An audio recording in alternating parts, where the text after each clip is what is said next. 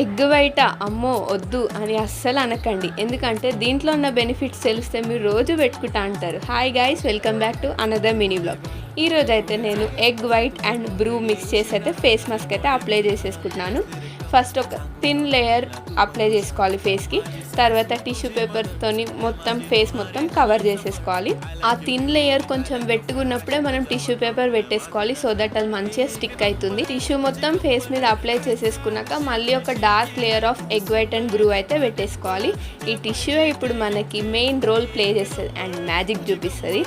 So నేనైతే ఇది మెయిన్గా వైట్ హెడ్స్ కోసం అయితే పెట్టుకుంటున్నా. లెట్స్ సీ రిజల్ట్ ఎలా ఉంటుందో. మొత్తం అలా అప్లై చేసేసుకున్నాక ఒక 15 to 20 minutes వదిలేస్తే మంచిగా డ్రై అవుతుంది. తర్వాత మనం ఫేస్ మాస్క్ రిమూవ్ చేసినట్టయితే రిమూవ్ చేసేస్తే మన ఫేస్లో ఉన్న dirt, white heads, black heads and ఈ సమ్మర్లో ట్యాన్ని కూడా రిమూవ్ చేసేస్తుంది. సో కొంచెం కొంచెం అయితే మిగిలిపోయింది అండ్ ఎగ్ కొంచెం స్మెల్ వస్తుంది కాబట్టి నేనైతే ఫేస్ వాష్ కూడా చేసేసుకున్నా.